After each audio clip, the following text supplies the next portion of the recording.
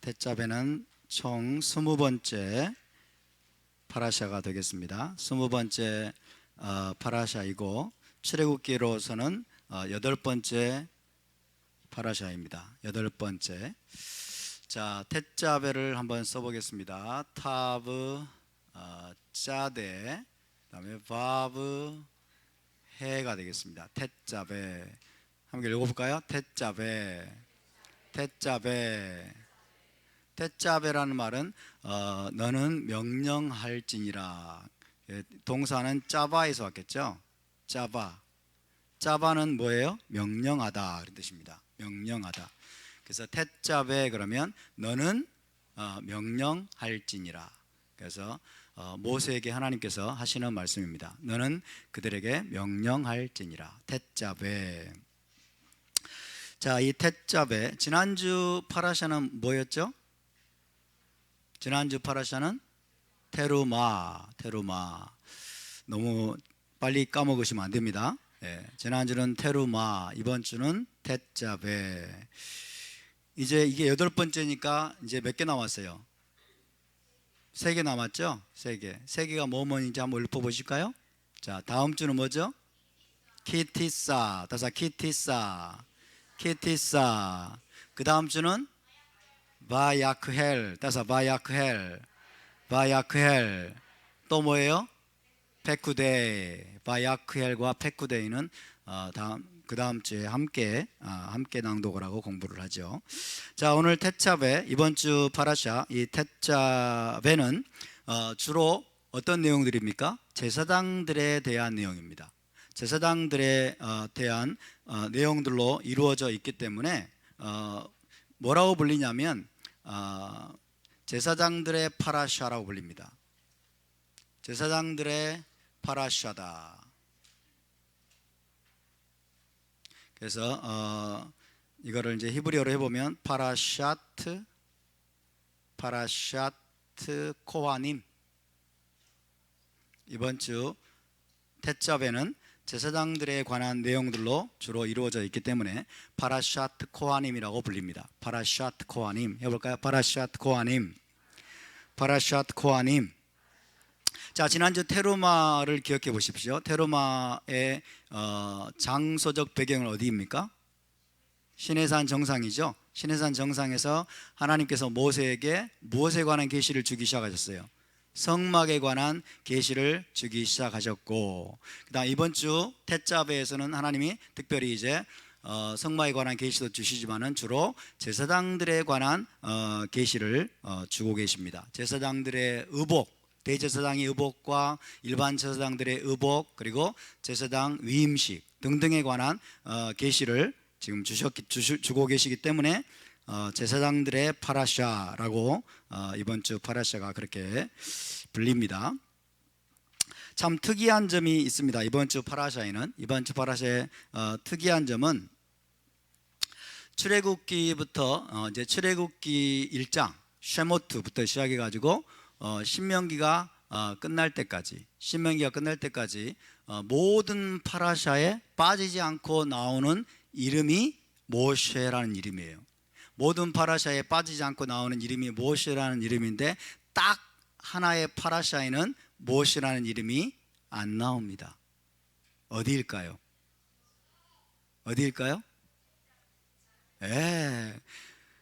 그러니까 물어보겠죠. 그죠? 모든, 자, 쉐모트부터 시작해 가지고 신명기가 끝날 때까지 모세의 이름이 빠지지 않고 나오고 있는데 특별히 텟자베만큼은 모세의 이름이 나오지 않고 있습니다. 모세의 이름이 등장하지 않는 파라샤가 이 텟자베다라고 말씀드릴 수 있겠습니다. 모세가 지금 숨어 있는 거예요. 모세가 지금 배후에 있습니다. 이것은 모세의 겸손을 우리가 의미한다라고 말할 수 있겠어요. 그 전까지는 전부 다 모세가 주인공 역할을 하지만은 이번 주 파라샤만큼은 누가 주인공이에요? 제사장들이 주인공입니다.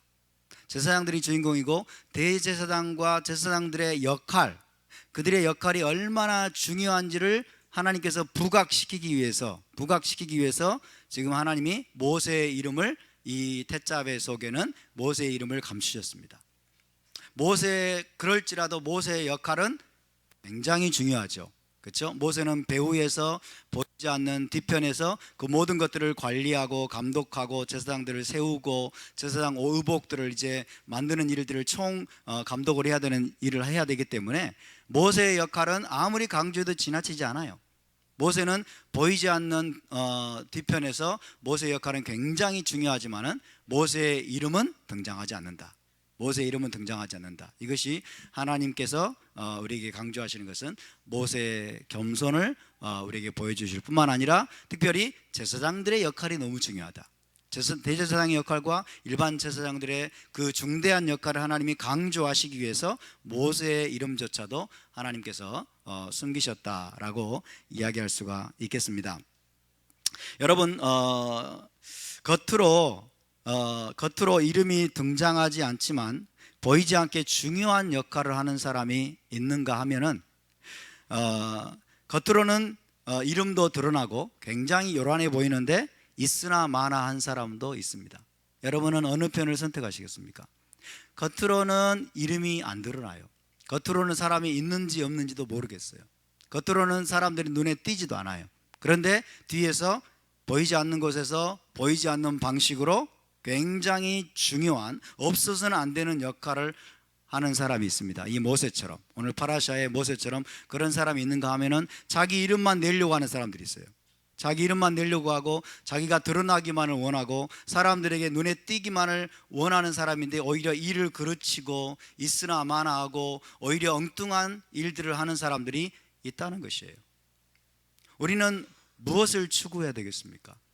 저와 여러분은 우리의 이름이 여러분 드러나는 것을 추구해서는 안 될 줄로 믿습니다. 아멘. 우리는 우리의 이름을 내는데 관심이 없어야 돼요. 우리의 이름이 안 드러나면 어떻습니까? 우리의 모습이 드러나지 않으면 어떻습니까?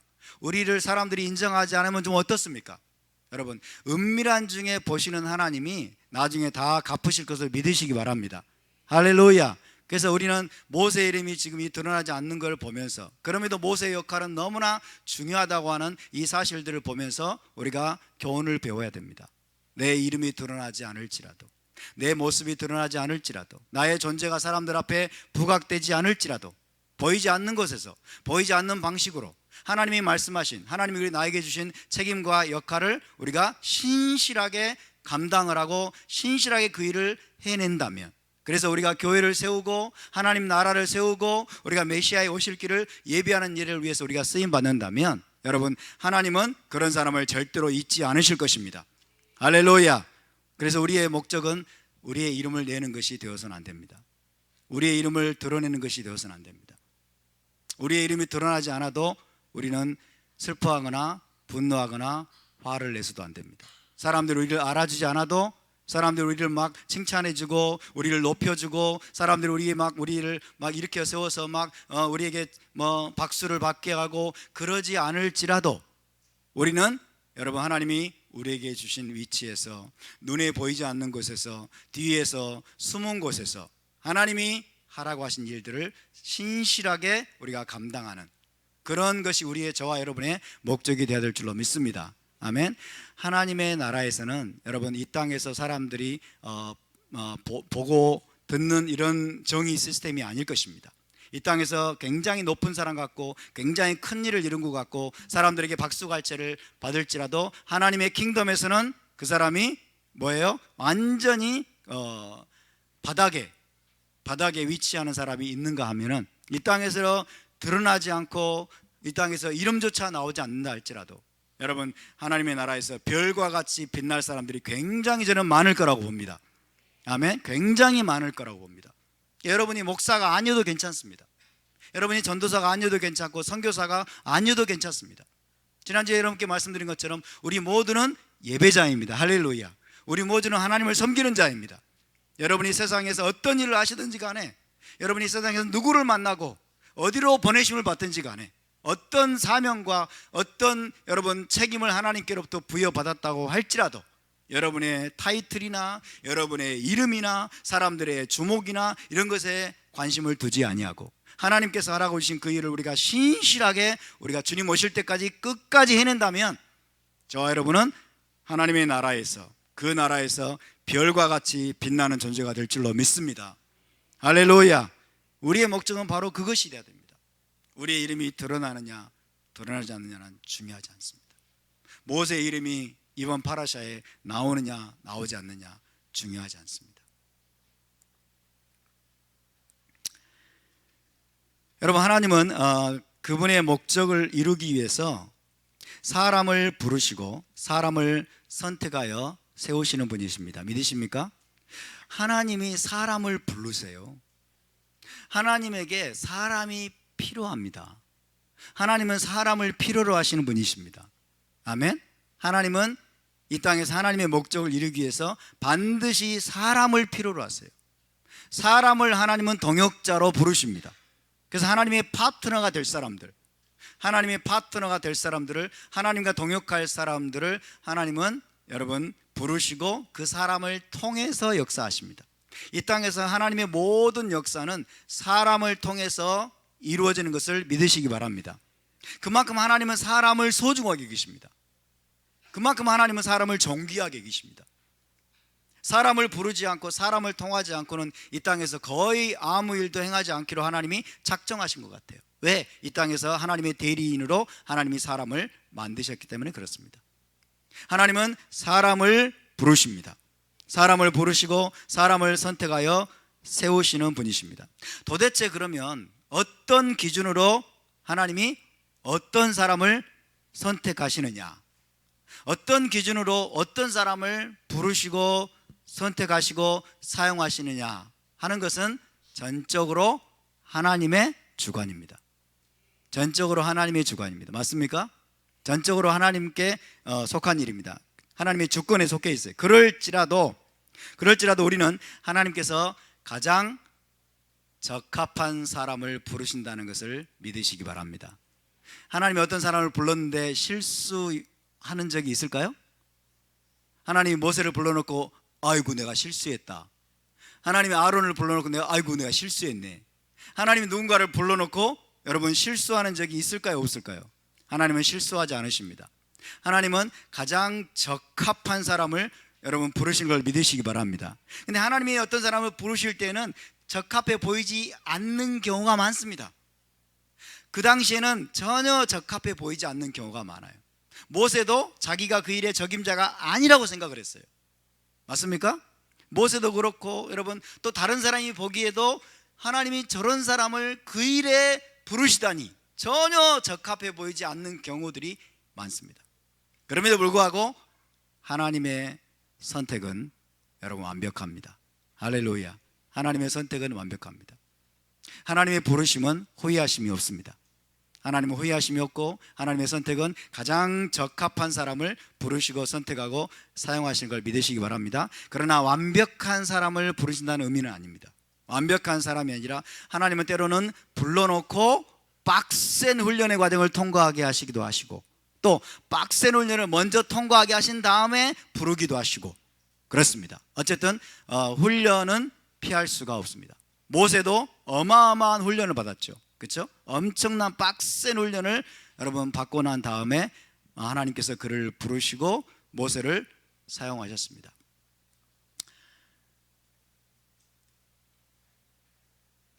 자, 그렇다면 여러분께 다시 한번 물어보겠습니다. 하나님께서 왜 모세를 이스라엘의 구속자로 부르셨을까요?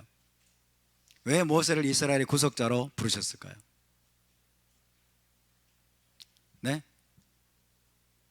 그 일을 하기에 가장 적합한 사람이었기 때문에, 그 일을 하기에 가장 적합한 사람이었기 때문에, 가장 적임자였기 때문에 하나님께서는 모세를 부르셨습니다. 그렇죠? 부르기 전에도 하나님은 모세를 훈련하셨고 부르고 난 다음에도 물론 하나님은 계속해서 훈련하셨습니다. 할렐루야. 하나님은 계속 훈련하십니다. 그리고 그 일을 하기에 정말 적합한 상태로 계속해서 하나님께서 빚어가시는 것을 믿으시기 바랍니다. 그러나 당장은 부족해 보여도, 당장은 문제가 있어 보여도 하나님의 관점에서는 그 일을 하기에 가장 적임자이기 때문에 부르시는 것입니다. 믿으십니까? 자, 그렇다면 오늘 우리가 대제사장 아론, 오늘 제사장들의 파라샤인데 아론에게도 동일한 질문을 던져보겠습니다. 왜 하나님께서 아론을 대제사장으로 부르셨을까요? 왜 아론을 대제사장으로 부르시고 대제사장으로 세우셨을까요? 네?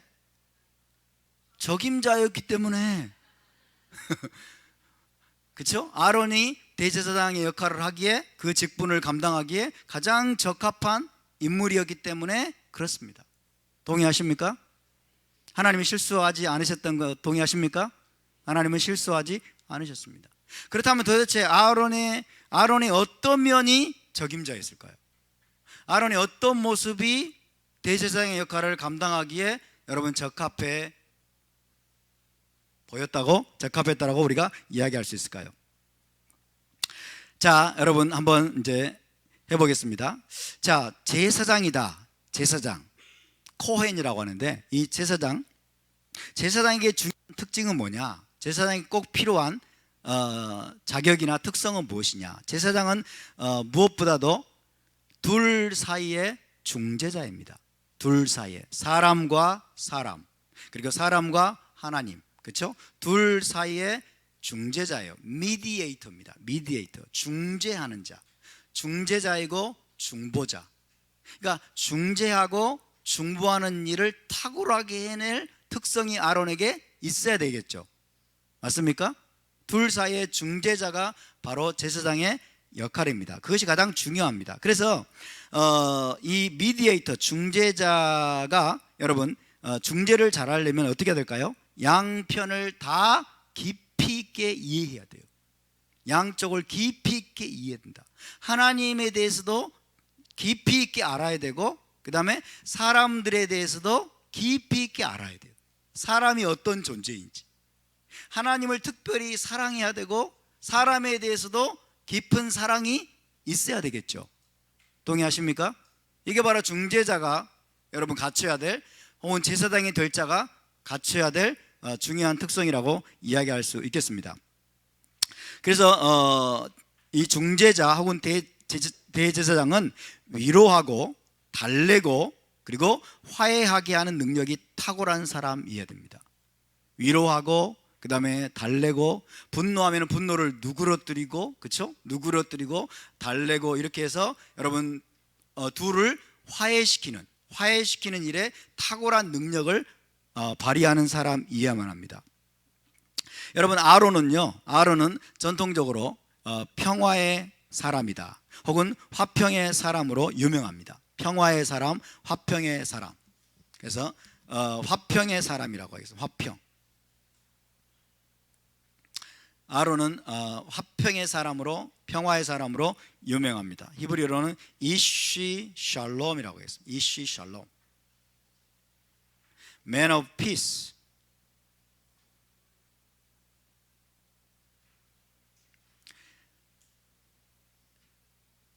이것이 여러분 아론에 대해서 유대인들 사이에 전통적으로 알려져 있는 중요한 사실입니다. 아론은 화평의 사람이었다. 화평의 사람으로 유명한 사람입니다. 그래서 1세기에 양대 산맥을 이루었던 랍비가 있습니다. 샤마이와 양대 산맥을 이루었던 랍비 힐렐이 입버릇처럼 늘 이런 말을 했다고 합니다. 너희는 아론의 제자가 되라. 너희는 아론의 제자가 되라. 아론을 본받으라, 그 말이에요. 아론의 제자가 되라는 말을 늘 입버릇처럼 자기 제자들에게 했다라고 합니다. 아론처럼 너희는 평화의 사람이 되라. 화평의 사람이 되라. 화평하게 하고 화해하게 하는 그런 사람이 되라고 랍비 힐렐은 늘 이야기했다라고 할 정도로 이 아론은 평화의 사람, 화평의 사람으로 알려져 있습니다. 그래서 여러분 아론은 하나님과 사람 사이의 중재자였을 뿐만 아니라 사람과 사람 간의 다툼, 불화, 갈등을 중재하고 화해시키는 일에 대단한 열심과 능력을 보여주었다고 합니다. 그래서 탈무드에는 어떤 내용이 나오냐면 아론이 서로 불화하게 된 부부, 불화하게 된 이웃, 불화하게 된 형제들 사이에 가서 어떻게 그들을 화해시키는지에 대한 그런 이야기들이 나옵니다. 그 정도로 이 아론은 굉장히 이 화해시키고 그다음에 화평하게 하고 그다음에 중재하는 그런 탁월한 능력을 발휘했던 사람으로 이야기가 되고 있습니다. 그것이 바로 아론의 탁월한 성품이었고 특성이었습니다. 용서와 화해의 매개자였다. 용서와 화해의 중보자, 중재자였다. 그래서 하나님께 제사장으로 쓰임 받기에 합당한 아주 탁월한 능력을 그가 가지고 있었다라는 것입니다. 그래서 하나님께서 아론이야말로 대제사장으로 그 사역을 감당하기에 적합했던 인물이라고 하나님이 그를 선택했다는 것입니다. 그것이 바로 유대 현인들이 아론이 왜 대제사장으로 선택되었나, 왜 아론이 대제사장으로 선택되었나 라고 할 때 유대 현인들이 하는 해석들입니다. 아론의 축도도 마지막에 어떻게 끝납니까? 평강 주시기를 원하노라. 그죠? 샬롬으로 끝납니다. 샬롬, 화평, 샬롬을 주시기를 원하노라. 원래 이 아론의 축도는 말 그대로 성막시대 아론이 선포했던 축도예요. 아론이 마지막에는 샬롬을 주시기를, 그죠? 평강을 주시기를, 화평을 주시기를 원하노라 라는 기도로 끝이 나는 걸 보면서 우리는 아론의 속성, 아론의 성품, 아론의 특성을 어느 정도 엿볼 수가 있습니다. 여러분, 자, 모세는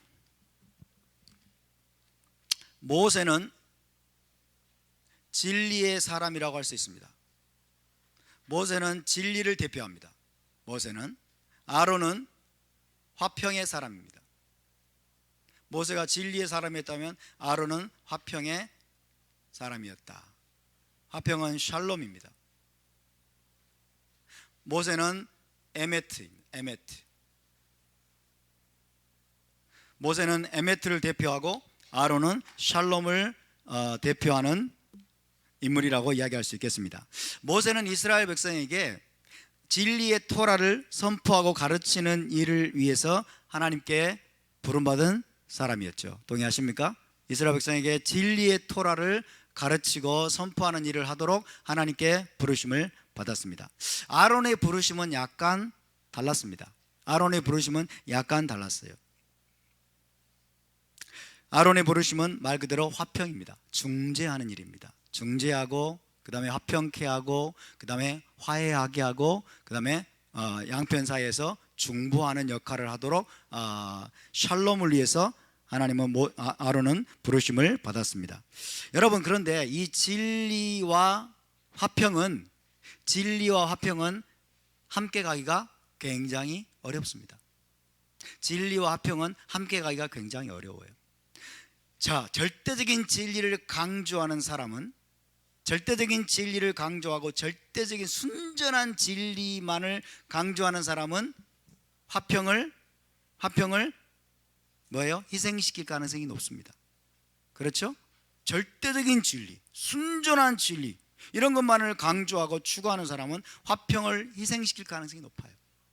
그러니까 절대적인 진리, 순전한 진리만을 강조하는 그런 상황 가운데서는 사실은 화평하기가 거의 불가능하다고 해도 과언이 아니죠.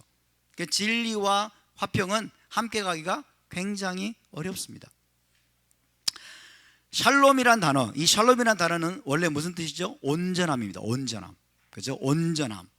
그래서 화평의 사람이다, 화평하게 한다라고 하는 것은 이제 깨어지고 부서지고 망가진 것들을 여러분 뜯어 고쳐서 온전케 하는 거예요. 온전케 하는 것. 그래서 사람과 사람 사이에 깨어지고 부서진 그런 틈이 있다면 그것들을 메꾸어서 다시 연결해주고 온전케 하여 화해하게 만드는 겁니다. 화평하게 만드는 것이죠.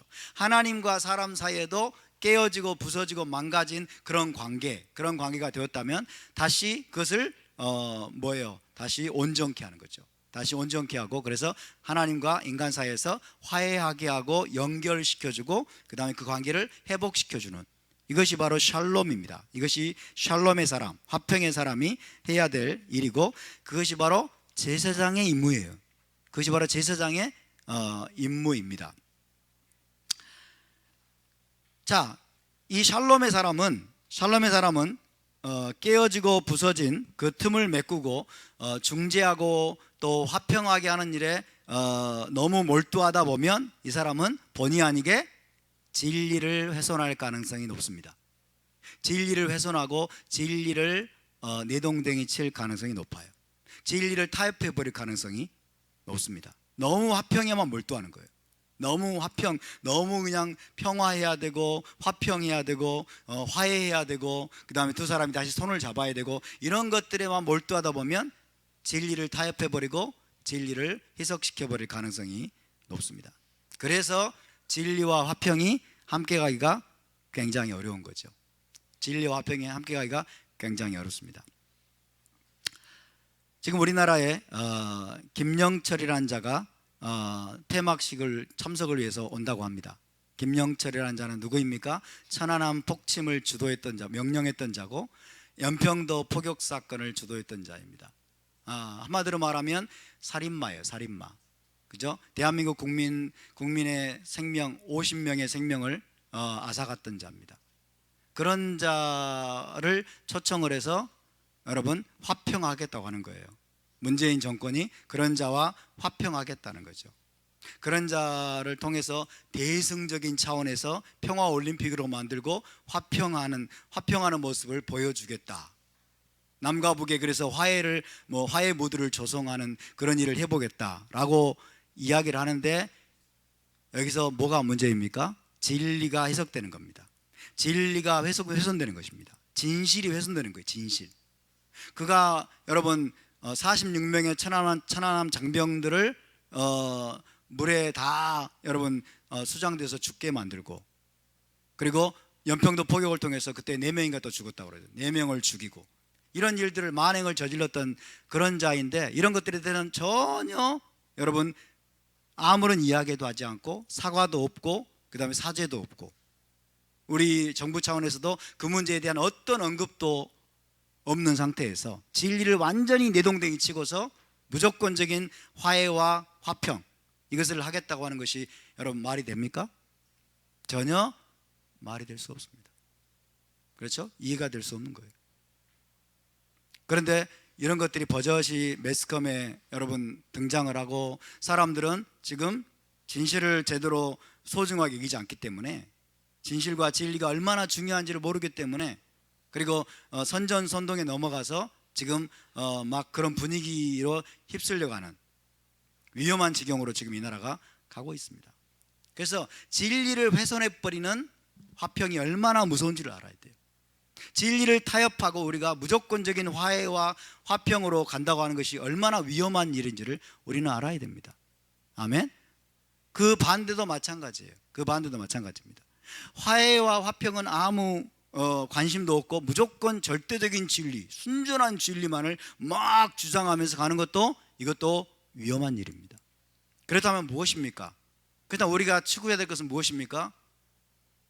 뭐예요? 진리를 훼손하지 않는 화평입니다. 아멘. 진리를 훼손하지 않는 화평이 가능할까요? 진리 안에서의 화평입니다. 할렐루야. 진리를 훼손하지 않고 진리를 타협하지 않고 진리를 내동댕이 치지 않는 진리 안에서의 화평. 할렐루야. 진리 안에서의 화평을 우리가 추구해야 됩니다. 그것이 중요한 겁니다, 여러분. 여러분, 진리와 화평이 함께 갈 수 있을까요? 진리를 희석시키지 않고 진리를 타협하지 않고 진리를 꽉 붙들고 있는 상태에서 진리를 놓치지 않고 굳게 붙들고 있는 상태에서 화해와 화평이 가능할까요? 하나님의 나라에서는 그것이 가능합니다. 하나님의 나라에서는 그것이 가능합니다. 여러분, 모세와 아론이 손을 잡았습니다. 모세와 아론이 함께 동역했습니다.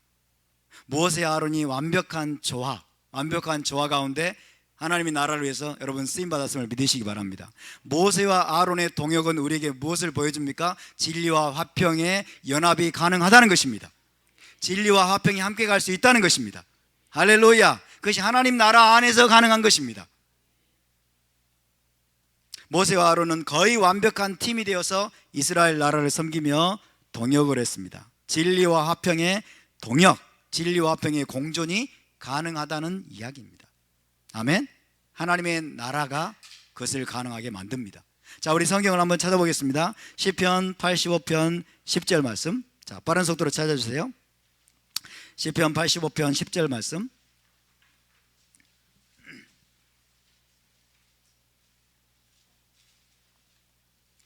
시편 85편 10절 말씀 시작.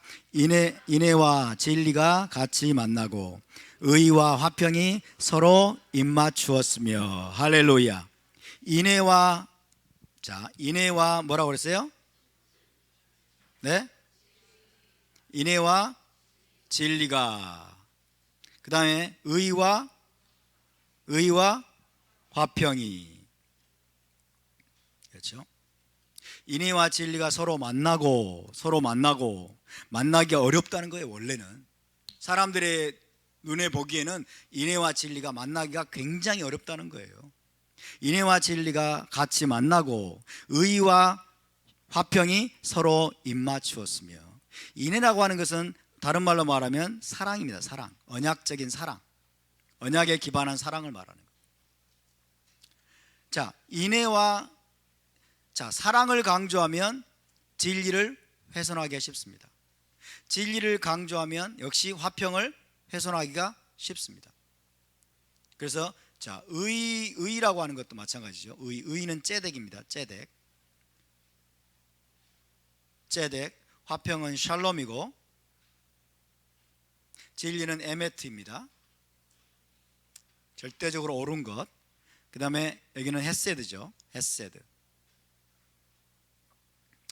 그래서 이 사랑과 화평은 이제 비슷하지만 서로 같은 것이지만 서로 다른 표현이라고 말할 수 있어요.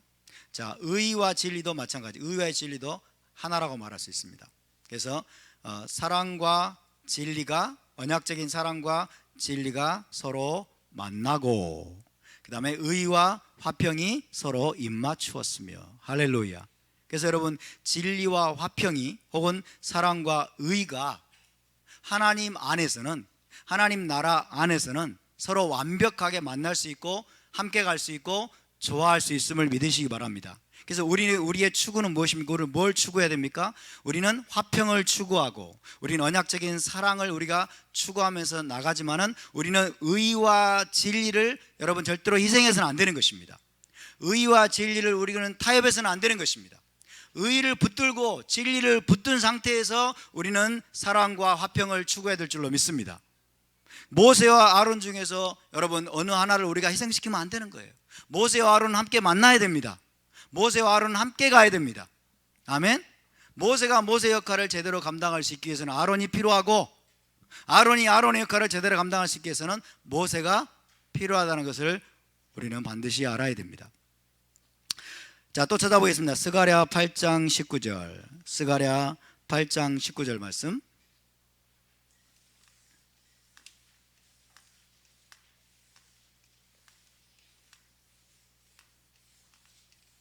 스가랴 8장 19절 시작. 만군의 여호와가 이같이 말하노라. 넷째 달의 금식과 다섯째 달의 금식과 일곱째 달의 금식과 열째 달의 금식이 변하여 유다족 속에 기쁨과 즐거움과 희락의 절기들이 되리니 오직 너희는 진리와 화평을 사랑할지니라. 할렐루야. 오직 너희는 에메트와 샬롬을 함께 사랑할지니라.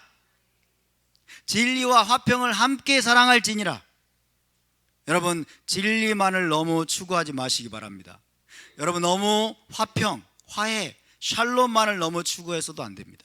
우리는 이 두 가지를 함께 붙잡아야 돼요. 이 두 가지를 함께 붙잡을 수 있고 함께 추구할 수 있고 이 두 가지가 함께 갈 수 있기 때문에 하나님이 지금 여기서 이렇게 말씀하는 거예요. 이스라엘 백성들이 무엇을 사랑해야 한다고요? 진리와 화평을 사랑할지니라. 따라서 진리와 화평을 함께 붙잡아야 됩니다.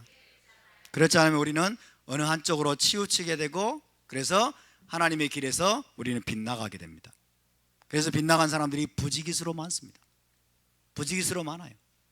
너무 사람들에게 여러분 좋게 하고 사람들과 화평하게 하기 위해서 사람들이 듣기 싫어하는 말을 해서는 안 된다는 생각 때문에 진리를 타협해버리는 교회들이 얼마나 많은지 모릅니다. 얼마나 많은지 몰라요. 너무 또 진리만을 막 강조하고 추구하다 보니까 어떻게 돼요?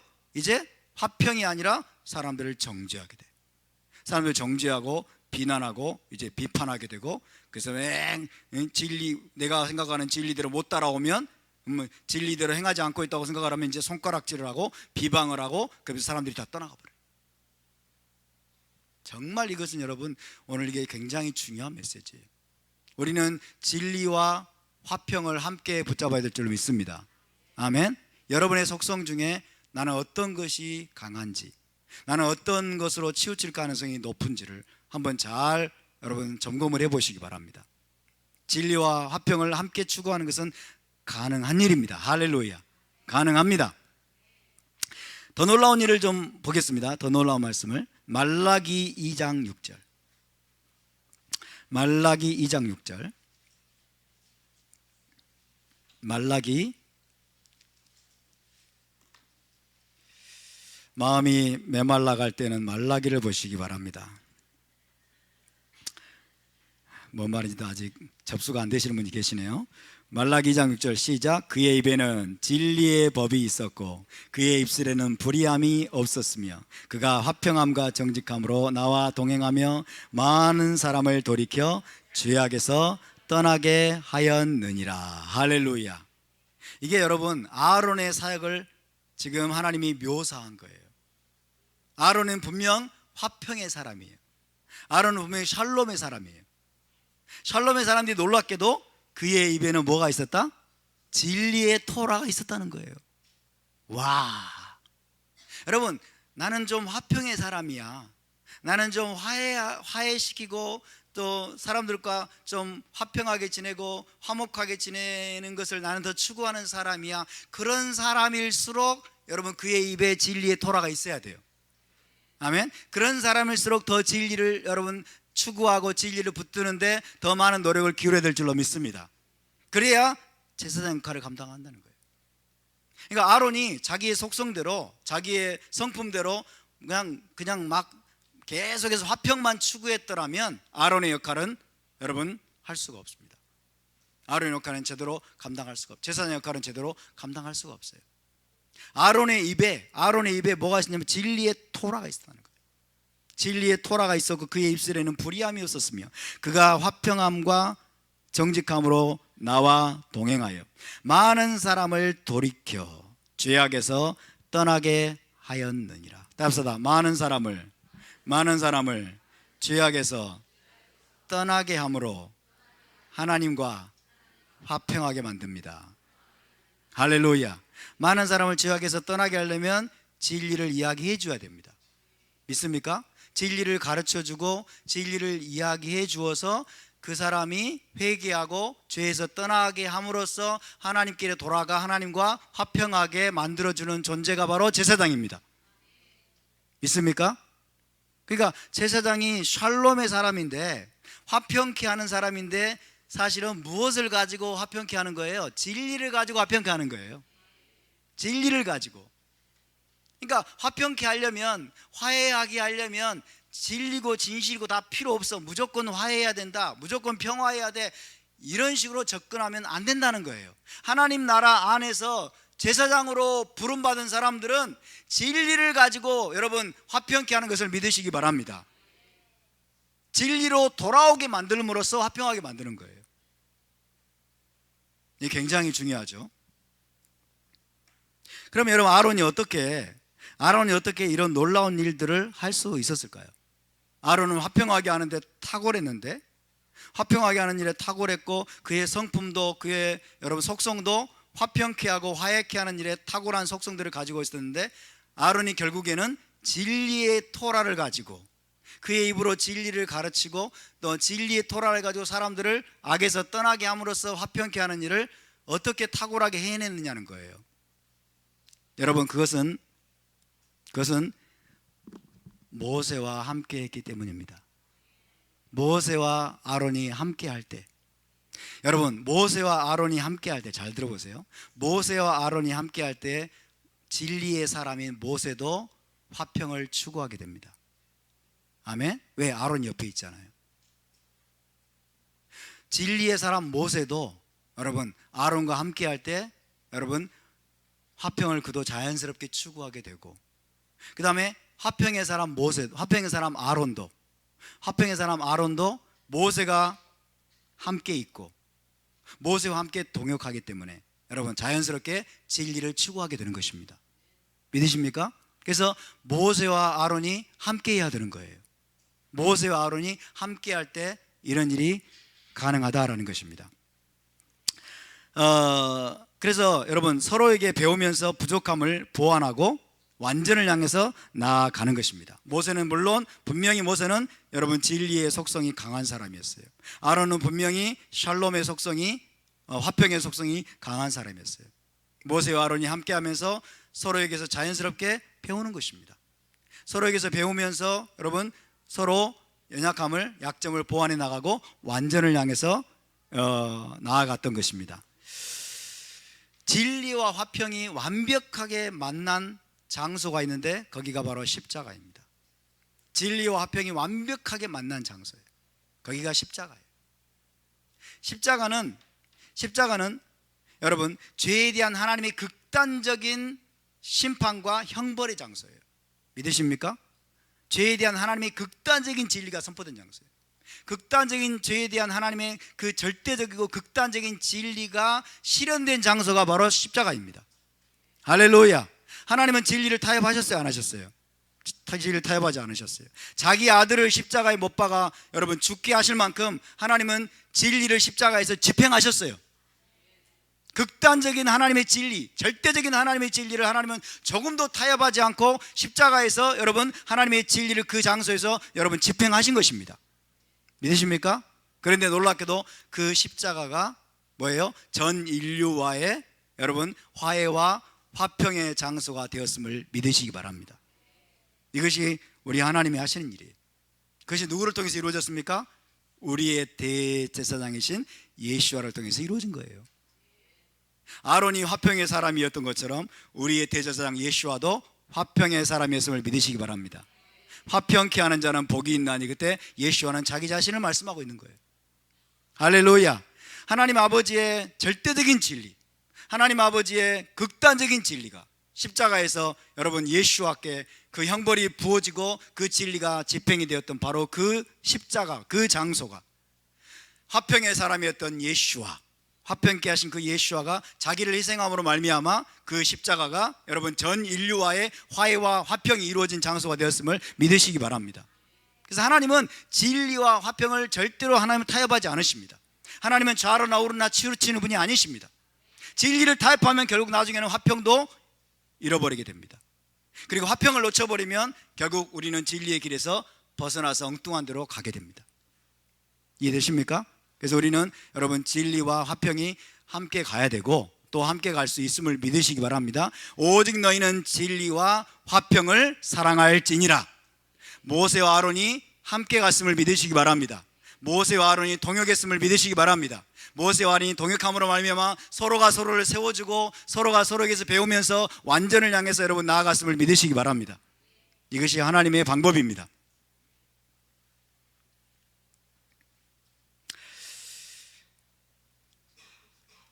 자, 여러분 출애굽기에 기록되어 있는 순서대로 제가 지난주에 말씀드렸는데 아론은 금송아지 사건 전에 이미 대제사장으로 선택이 되었습니다. 맞습니까? 금송아지 사건 후에 선택되었어요? 아니면 금송아지 사건 전에 대제사장으로 부르심 받았어요?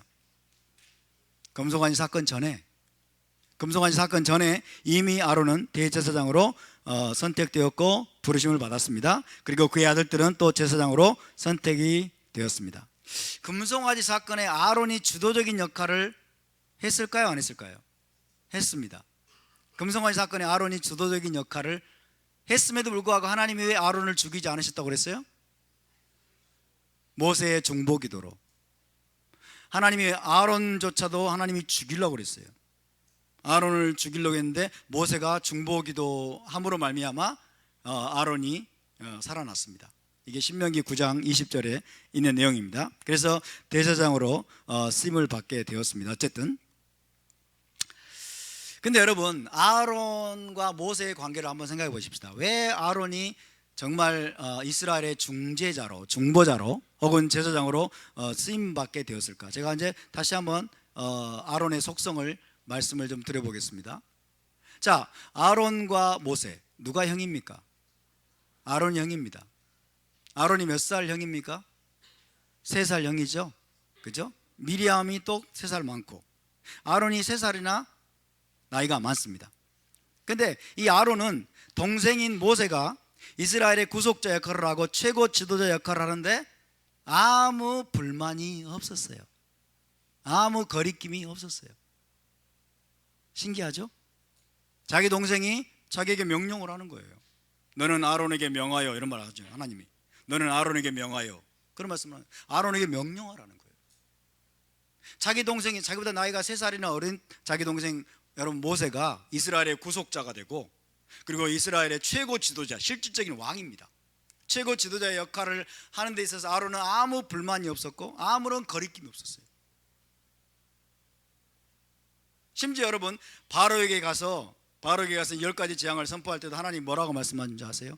내 형 아론은 너의 대언자가 될 것이고 너는 바로에게 하나님과 같이 될 것이다. 바로에게 하나님과 같이 비춰지는 존재는 모세예요. 그리고 아론 자신은 동생 모세의 대언자가 되어야 돼요. 모세가 말하는 대로, 불러주는 대로 그것을 여러분 대변해서 말하는 스피커가 되는 거예요. 그런데도 거기에 대해서 아무런 불만이 없었고, 여러분 아론은 사실은 그것을 적극적으로 지지하고 그것을 기뻐했습니다. 그것을 실제로 기뻐했어요. 물론 여러분 미리암과 아론이 모세를 비방했던 사건이 있습니다. 민수기 12장에 나오죠. 그죠? 미리암과 아론이 모세를 비방을 했어요. 우리말 성경에는 구스 여자를 취했다라고 비방하니라. 근데 여러분 그때 하나님께 징계를 받고 심판을 받은 사람은 누굽니까? 미리암이죠. 미리암만 문둥병에 걸렸어요. 그 말은 무엇을 우리에게 시사해 줍니까? 아론이 주모자가 아니라는 거예요. 아론이 주모자가 아니라, 그 일의 이 주모자는 적극적으로 여러분 악을 행한 사람은 미리암이라는 거예요. 그러니까 아론은 그냥 소극적으로 그냥 동조했을 뿐이에요. 그냥 그 정도로 아론은 자기 동생이었던 모세가 이스라엘의 구속자가 되고, 그리고 여러분 이스라엘의 실질적인 최고 지도자, 왕과 같은 역할을 하고, 자기에게 또 어떤 명령을 하고, 바로에게는 하나님과 같은 존재로 비춰지기, 이런 모든 모습들을 보면서 아론은 거리낌이 조금도 없었고, 아론은 여러분 그것을 굉장히 기뻐하고 그것을 지지했다는 거예요. 이것이 아론의 속성입니다. 이것이 아론의 탁월함이에요. 아론의 탁월함. 아말렉과 전쟁할 때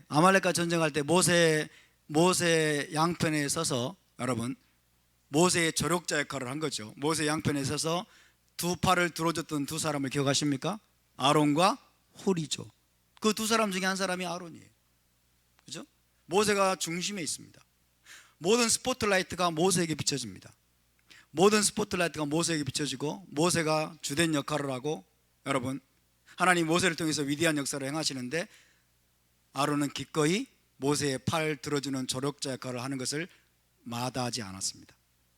거기는 어떠한 불만도 없었고, 어떠한 거리낌도, 여러분 어떠한 시기 질투도 사실은 아론 안에 없었던 것으로 보입니다.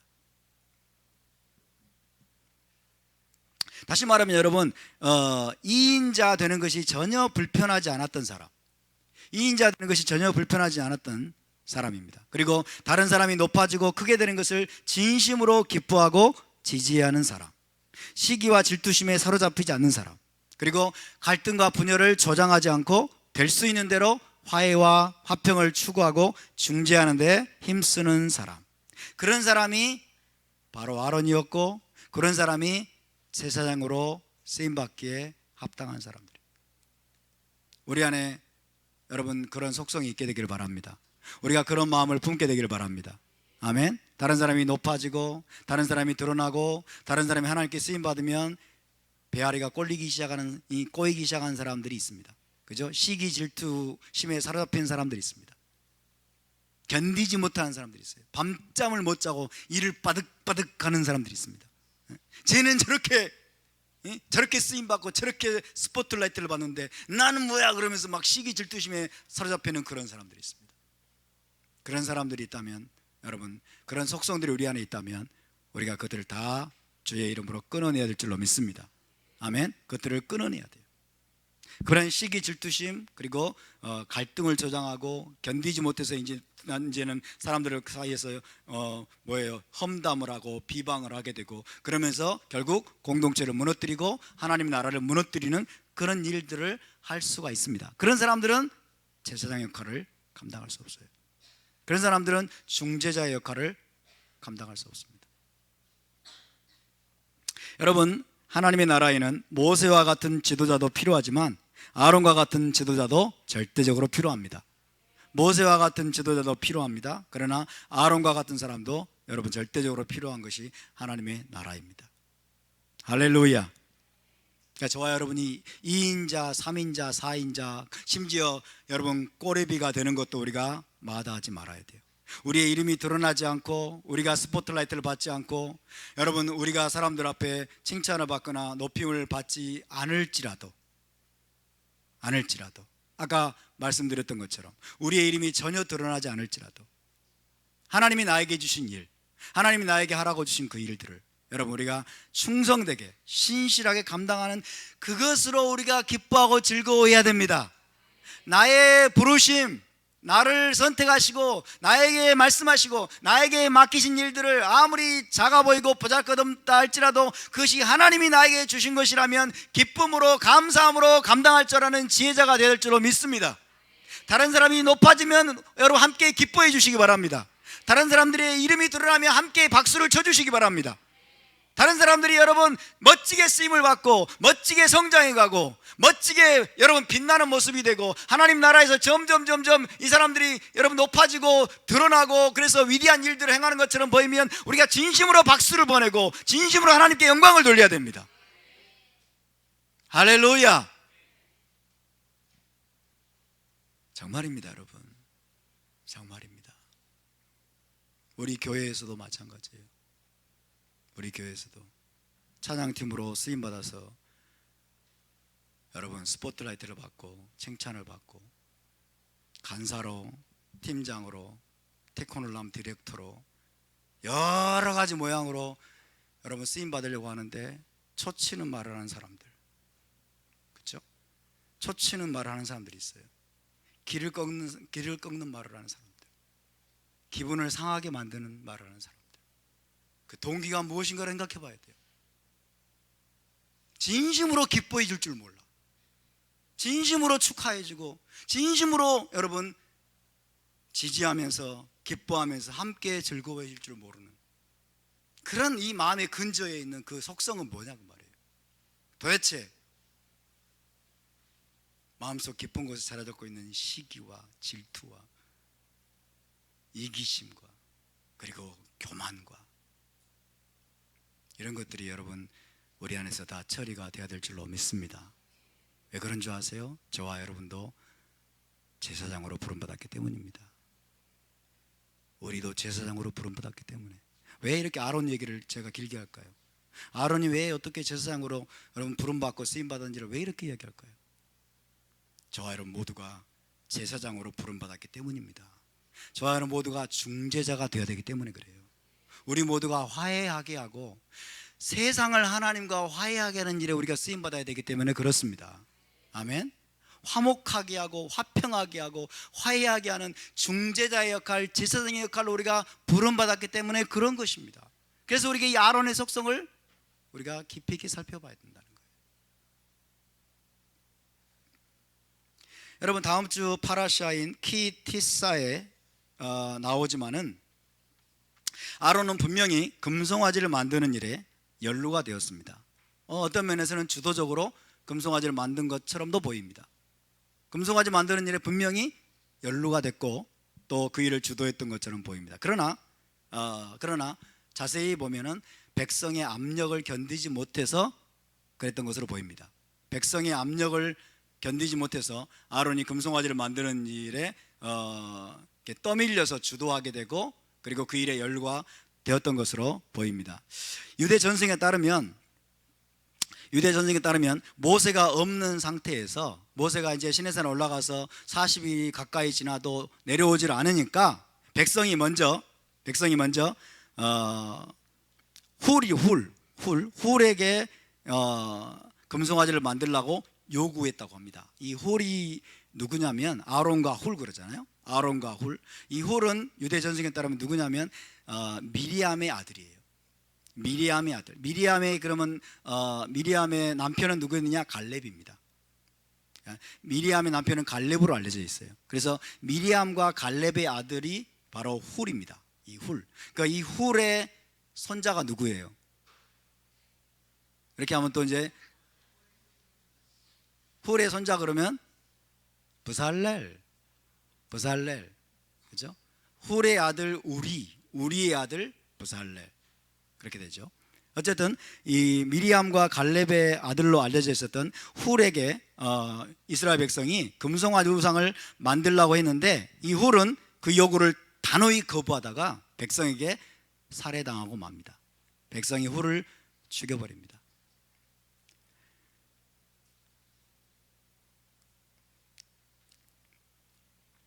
그 다음에 순서는 누구였을까요? 아론이죠. 아론입니다. 아론은 백성에게 압력을 느끼면서, 이제 백성이 만약 자기마저 살해할 경우에는 그들이 하나님께 용서받지 못할 죄를 짓는 것이라고 느꼈습니다. 그러니까 훌은 선지자적인 인물이에요. 유대 전승에 따르면 선지자, 아론은 제사장. 그러니까 선지자와 제사장을 둘 다 죽인다면 이스라엘 백성은 하나님께 영원히 용서받을 수 없을 것이다 라고 여러분 아론은 판단을 하게 됩니다. 그래서 아론은 백성들을 진짜로 생각해서 하나님께 용서받지 못할 죄를 짓지 않도록 하기 위해서, 비록 금송아지를 만드는 일이 죄이긴 하지만 그 금송아지 만드는 일을 하게 되었다라고 그런 해석이 있습니다. 그러니까 그것이 맞느냐 안 맞느냐를 떠나서 중요한 건 뭐냐면, 아론 안에는 진정으로 백성들을 사랑하는 마음이 있었다는 거예요. 진정으로 백성들을 생각하고 백성들을 사랑하는 마음이 있었다는 거예요. 그래서 금송아지를 만든 죄를 진심으로 회개하면 이것은 용서를 받을 수 있을지 모르지만은, 훌을 죽이고 만약 아론 자기까지 백성들이 죽여버린다면 이 백성은 도저히 하나님께 용서받을 수 없을 것이다, 그렇게 판단을 하고 하나님 앞에 죄이긴 하지만 이렇게 여러분 이 금송아지를 만드는 그런 일을 하게 되었다라고 유대적인 해석은 그런 해석을 하게 됩니다. 그래서 핵심은 뭐냐면 아론이 진정으로 백성들을 생각하고 사랑하는 마음이 있었다는 것이에요. 그래서 바로 그런 속성, 백성들을 정말 사랑하고 생각하고 백성들과 하나님 사이가 영원히 갈라지지 않도록 하기 위해서 그렇게 하나님 앞에 행동했던 바로 그 아론의 속성 때문에 아론이 대제사장으로 쓰임을 받았다라고 해석을 합니다. 그래서 여러분, 제사장에게 요구되는 성품은 무엇이냐? 자비와 긍휼의 마음이다, 혹은 화평을 추구하는 마음이다. 또 다른 말로 말하면 공감 능력입니다. 공감 능력. 그러니까 이 아론은 백성들의 마음을 깊이 이해를 했어요. 백성들의 연약함을 깊이 공감했어요. 백성들이 얼마나 연약한 존재인지, 백성들이 어떤 상태인지, 어떤 속성을 가진 존재인가를 아론은 깊이 이해하는 그런 자비와 긍휼의 마음 혹은 공감 능력을 가지고 있었어요. 그러면서도 여러분 하나님을 또 생각하고 그리고 하나님의 마음을 품었던 사람이 바로 이 아론이죠. 여러분, 이 깊은 공감 능력을 가졌던 분이 바로 우리 주 예수와이십니다. 아멘. 예수와께서는 사람의 몸을 입고 이 땅에 내려오신 우리의 대제사장이십니다. 아멘. 사람의 몸을 입고 내려오셨다는 말은 무슨 말입니까? 자, 우리가 어떤 것을 공감하려면 경험해 봐야 되잖아요. 그렇죠? 경험해 봐야 돼. 아론은 자기도 연약한 거예요. 자기도 연약하고 자기도 사람이니까 백성들의 마음을 누구보다도 공감하는 사람이었어요.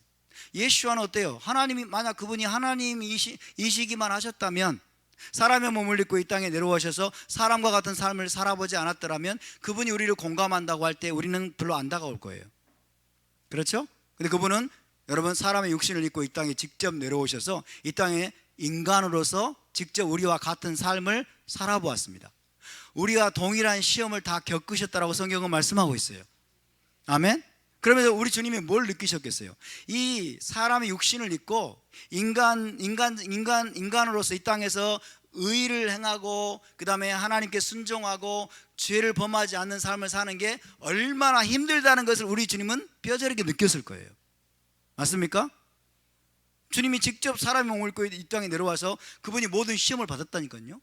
모든 시험을 직접 다 경험하고 여러분 받으면서, 그리고 사람들과 직접 접촉하고 이야기하고 이러면서 대화하고 교제하면서, 그리고 사람들 사이를 거닐면서 정말 인간으로서, 사람의 몸을 가진 인간으로서 이 땅에서 의를 행하고 하나님께 순종하는 삶이 얼마나 어려운지, 얼마나 힘들고 어려운지를 우리 주님은 뼈저리게 느꼈다는 거예요.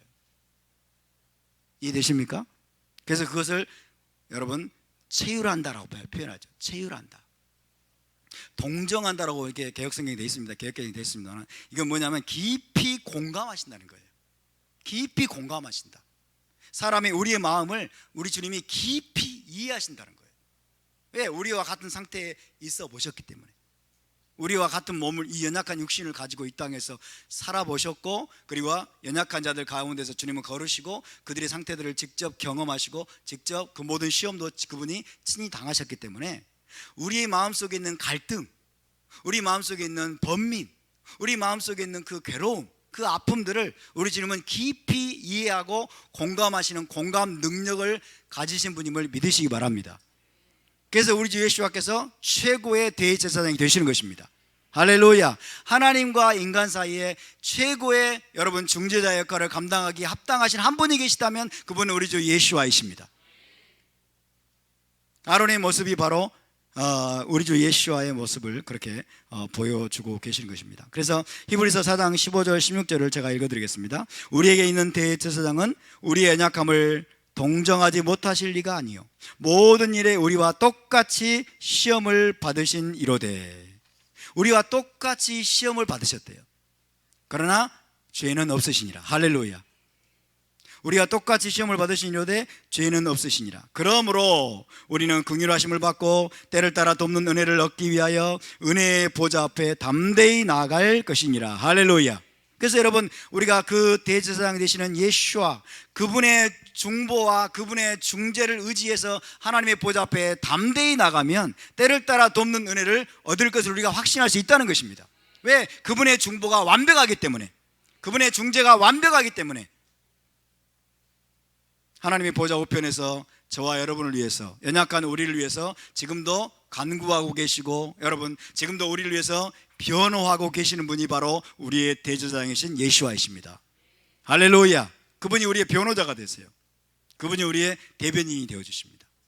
중재하고 계십니다. 여러분 그분을 의지하고 날마다 보좌 앞에 믿음으로 나가시기를 바랍니다.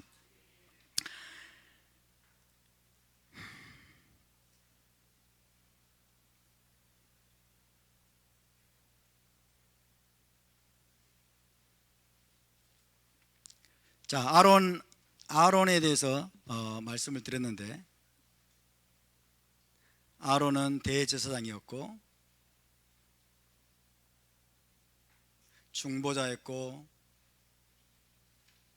중재자였습니다. 이 아론의 모습, 아론은 곧 온 이스라엘의 대표입니다. 온 이스라엘의 모델입니다. 저와 여러분의 모델입니다. 온 이스라엘은 누구입니까? 제사장 나라입니다. 아론의 아들들이죠. 아론의 아들들은 누구를 본받아야 됩니까? 아론을 본받아야 되는 거예요. 아론을, 제사장 나라로서. 그래서 아론에 대해서 장황하게 설명을 드렸는데, 이 아론의 성품과 아론의 속성을 우리가 본받아서 자, 진리를 희생시키지 않고 진리를 타협하지 않는 그리고 진리 안에서 온 세상을 하나님과 화해하게 하고 샬롬하게 하는, 화평하게 하는 그런 일을 하는 사람들이 바로 온 이스라엘이고 제사장 나라입니다. 믿으십니까? 자, 아론은 그의 어깨와 그의 가슴에 무엇을 품고 있습니까? 이스라엘 12지파를 품고 있죠. 아론은 이스라엘 12지파를 가슴에 품고 있지만은, 여러분, 아론의 아들들 그리고 온 이스라엘, 저와 여러분을 포함한 온 이스라엘은 누구를 어깨에 짊어지고 가슴에 품어야 될까요? 온 세상입니다. 세상의 모든 나라들입니다. 왜? 우리는 열방의 제사장 나라로 부름을 받았기 때문에. 믿으십니까? 제사장은 가장 먼저 기본적으로 하나님을 향해야 돼요. 제사장의 눈길과 제사장의 생각과 제사장의 사고는 가장 먼저 하나님을 섬기는 자이기 때문에 먼저 하나님을 향해야 됩니다. 믿으십니까? 그러나 거기서 머물면 안 돼요. 제사장의 늘 관심과 초점은 뭐예요? 온 세상을 하나님께로 돌아오게 함으로 말미암아 하나님과 화평케 하는 그 일에 마음이 늘 있어야 됩니다. 믿으십니까? 저와 여러분은 세상을 품어야 됩니다. 이 도시를 품고 이 나라를 품어야 될 줄로 믿습니다. 우리가 하나님을 섬기기 위해 원하고, 우리가 하나님께 여러분 눈길을 드리고 우리가 하나님을 경배하는 것은 제사장으로서 마땅한 일입니다. 마땅히 그렇게 해야 됩니다. 그러나 거기에 머무는 것이 아니라 우리의 관심은, 우리의 가슴에는 열방의 나라들이, 믿지 않는 자들이 우리 마음속에 있어야 돼요. 정말 이것은 중요한 여러분 대목입니다. 토라를 사랑하는 사람들은, 저와 여러분은 기본적으로 모세처럼 진리의 사람일 가능성이 높습니다. 진리의 초점이 가 있고 진리의 포커스가 가 있고 진리의 무게감을 두고 있는 사람들일 가능성이 높습니다. 그러나 우리는 균형을 잡아야 됩니다. 모세와 아론은 함께 가야 됩니다. 진리와 화평은 함께 가야 됩니다. 우리가 진리를 추구하는 것은 옳습니다. 우리가 진리를 사랑하는 것은 옳습니다. 그러나 우리는 진리만을 추구하고 진리만을 사랑하는 데서 머무는 것이 아니라 이 진리를 붙들고 이 진리를 우리가 행하고 이 진리를 선포함으로 말미암아 여러분, 세상의 모든 죄인들, 세상에 있는 하나님을 모르는 여러분 그 악인들까지도 하나님께로 돌이켜서 하나님과 화해하게 되고 화평하게 되는 그 목적을 우리가 추구해야 될 줄로 믿습니다. 이것이 제사장 나라의 부르심입니다. 할렐루야. 이번 주 파라샤는 제사장들의 파라샤라고 말씀드렸어요. 제사장들의 파라샤다. 하나님이 지금 이 파라샤를 통해서 뭘 말씀해 주기를 원하십니까? 제사장은 바로 이런 존재라는 거예요. 제사장은 바로 이런 존재다. 너희가 제사장으로서 어떤 존재가 돼야 되느냐 하는 것을 말씀하는 것입니다. 제가 이번 주에 그저께 서울대에 있었던 트루스 아카데미에 갔다 왔습니다. 트루스 아카데미에 갔다 와서 정말 많은 것들을 느꼈지만은 그중에 한 가지만 여러분과 말씀을 드리면, 나눠드리면, 왜 그렇게 젊은 대학생들이 공산주의 사상에 빠지고 그리고 주사파에 빠지고 그러냐는 거예요. 왜 주사파에 빠지고 공산주의 사상에 여러분 빠지고 그러냐는 것입니다. 그분이 그랬습니다. 목사님들에게 상담을 해보고 목사님들에게 이야기를 해봐도 운동권에 빠지면 안 된다라고 말하는 사람이 없다는 거예요. 운동권에 빠지면 안 된다는 말하는 사람이 없고, 운동하는 건 좋다, 마치 그것은 좋은 것인데 네가 다치니까 하지 말아라, 이런 식으로 이야기를 했다는 것이죠. 그래서 더 나아가서 중요한 것은 뭐냐면 여러분, 당시의 교회가, 지금도 마찬가지입니다. 당시의 교회가, 지금의 교회도 마찬가지입니다만은 교회가 세상의 문제들, 사회의 문제들에 대해서 성경적이고 복음적인 아무런 해석도 제시해지지 못했다는 거예요. 세상에서 벌어지는 일들에 대해서, 상황에 대해서, 세상에 대해서 해석을 가지고 있지 않은 거예요. 아무런 해석을 제시해주지 못해, 젊은 대학생들에게. 이것은 무엇을 의미합니까? 저는 이것을 듣는 순간에 뭘 깨달았냐면 이원론이구나. 교회만 나오게 하고 하나님께 예배만 드리면, 일주일에 한 번 예배만 드리면 다 되었다고 생각을 하고, 세상에서 어떻게 살아야 되고 세상이 지금 무엇이 문제고 세상을 어떻게 우리가 치유하고 고쳐야 되는지에 대한 아무런 해답도 제시해 주지 못한 이 뿌리 깊은 이원론이 그렇게 많은 공산주의자들을, 그렇게 많은 주사파들을 만들어냈다는 거예요. 이들은 갈등하고 있는데 세상의 불의에 대해서, 대한민국의 독재에 대해서, 여러분 불의에 대해서 막 공산주의적인 선전선동과 그런 학습에 대해서 갈등하고 있는데 거기에 대해서 성경적으로 그것이 왜 잘못됐는지, 왜 문제인지, 그럼 어떻게 해야 되는지에 대한 해답을, 해석을 제시해 주지 못했다는 거예요. 다시 말하면 교회가 세상에 대해서 관심이 없었다는 것입니다. 교회가 세상에 대해서 관심이 없었어요. 교회만 키우면 되고 사람들만 많이 모이면 되고 헌금만 많이 내면 되고 교회 건물만 근사하게 지으면, 교회 성당만 시키면 된다고 하는, 그래서 여러분 자기 왕국을 건설하지만은 세상에 대해서 관심이 없어요. 죄 많은 이 세상 그냥 주님 오시면 떠나버릴 거니까 세상에 대해서 아무 대안도 주지 못하고 아무런 해석도 주지 못하고 아무것도 이야기해 주지 못한 그것 때문에 수많은 대학생들이, 젊은이들이 공산주의에 빠지고, 왜? 너무 이상적으로 보이거든요. 공산주의 사상이 세상의 문제들이 아주 세상을 지상낙원으로 만들 수 있다고 하는 그런 여러분 대안을 준다고 생각하고 있기 때문에 거기에 미친 거예요. 거기에 미친 거예요. 그래서 저는 이번 여러분 그 아카데미를 듣고 나서 제가 돌아오고, 지금도 마찬가지입니다. 지금도 마찬가지인데 제 마음속에 강하게 지금 박히는 말씀이 있어요. 떠오르는 말씀이 있어요. 그게 뭐냐면 공법을 물같이 정의를 하수같이 흘릴지라. 하나님의 공의와 정의를, 공의로운 법도를 세상의 모든 영역으로 흘려 보내야 된다는 것입니다. 아멘. 우리는 세상을 품어야 됩니다.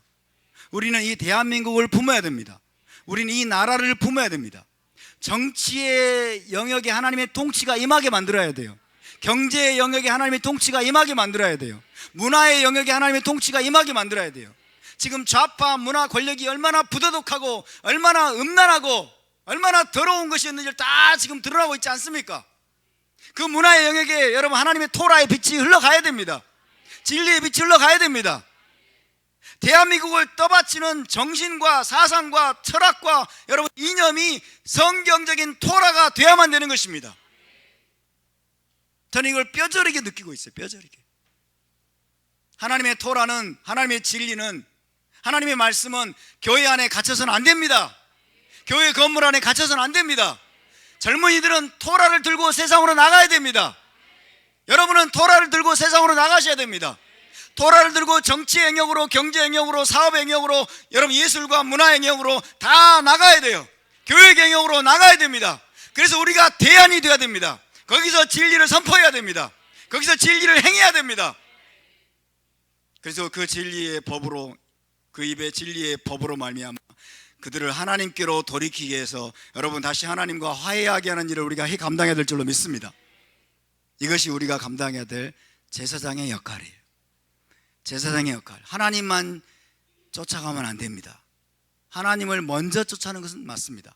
하나님을 먼저 쫓아가고 하나님을 추구하고 먼저 우리가 진리를 여러분 깊이 있게 알아야 되고 하나님을 알아야 되지만은 이제 진리의 말씀을 가슴에 품고 우리가 공법을 물같이 정의를 하수같이 이 대한민국 전체, 전 세계 여러분 이 진리의 토라의 말씀으로 전 세계에 빛을 비추고 여러분 모든 영역이 다시 하나님께, 하나님의 통치에 굴복하게 되는 그 일을 위해서 우리가 쓰임받아야 될 줄로 믿습니다. 하나님은 소수를 선택하십니다. 아론과 제사장이라고 하는 소수, 아론의 아들 소수를 선택하시고 하나님은 그들을 훈련하십니다. 그들을 훈련하신 것은 그들만을 위한 것이 아니라 여러분 온 이스라엘을 위한 것이고, 온 이스라엘을 불러서 이 소수를 또 훈련시켜서 하나님은 믿지 않는 모든 세상의 나라들이 하나님의 거룩한 그리고 진리의 토라 가운데로 돌아와서 하나님을 섬기게 되기를 하나님은 원하십니다. 아멘. 저와 여러분을 부르신 것은 한국 교회 가운데서 여기 앉아 계신 여러분을 먼저 부르신 것은 여러분 온 한국 교회를 위한 것임을 믿으시기 바랍니다. 아멘. 우리만 좋고 우리만 토라 알면 된다고 하는 이런 생각에 빠지면 우리는 안 됩니다. 아론과 여러분 제사장들은 온 이스라엘을 섬겼어야 돼요. 온 이스라엘. 그리고 온 이스라엘은 뭐예요? 열방의 모든 나라들에게 토라를 가르치는 책임이 주어졌습니다. 믿으십니까?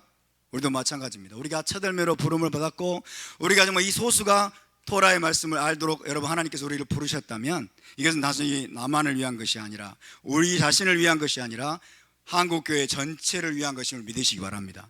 한국교회 전체를 우리는 품어야 되고 나아가서 대한민국 전체를 품어야 됩니다. 정교 분리라는 말을 믿지 마십시오. 정교 분리라는 말을 믿지 마세요. 여러분 정치 영역에 어둠이 있고 여러분 적그리스도가 역사하고 있다면 우리는 그 적그리스도를 몰아내야 됩니다. 아멘. 대한민국을 망하게 만드는 어둠의 세력, 적그리스도의 세력, 하나님을 대적하는 세력이 있다면 우리는 그것들을 몰아내야 됩니다. 할렐루야. 그래서 하나님의 통치가 미치지 못하는 영역이 있어서는 안 됩니다. 하나님의 빛이 여러분 침투에 들어갈 수 없는 영역이 있어서는 안 됩니다. 거기는 정치니까 이야기하지 말고 거기는 경제니까 이야기하지 말고 여러분 절대로 그렇지 않습니다. 하나님은 모든 영역의 왕이 되기를 원하십니다. 하나님 모든 영역의 왕이 되실 수 있습니다. 그것은 우리를 통해서입니다. 저와 여러분을 통해서입니다. 하나님의 사람들을 통해서입니다. 하나님은 제사장 나라를 통해서 여러분 세상의 모든 나라들, 세상의 모든 영역들을 다스리고 통치하는 그 일을 하기를 원하십니다. 저와 여러분이 그 일에 이제 우리가 깃발을 들고 일어나야 될 줄로 믿습니다. 아멘. 깃발을 들고 일어나야 돼요. 우리는 이제 잠잠하면 안 됩니다. 우리는 이제 침묵하고 있으면 안 됩니다. 우리는 수동적으로 있으면 안 됩니다. 그러므로 너희는 가라라고 말씀하세요. 예수께서. 그러므로 너희는 가라. 세상의 모든 민족에게로 가라. 정치의 영역으로 가라. 경제 영역으로 가라. 교육 영역으로 가라. 사업의 영역으로 가라. 가서 토라와 예수와를 전하라. 가로 토라와 예수와를 전하라. 어떻게 전합니까? 우리의 행실로 전하는 거예요. 먼저 우리의 행실로, 우리의 삶으로, 살아냄으로 전하고 우리에게 소망을 묻는 사람들에게는 우리가 대답할 말을 준비하는 겁니다. 할렐루야.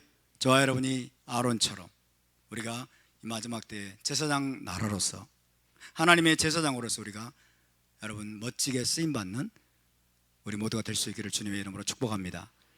자, 우리 함께 일어나서 기도하겠습니다.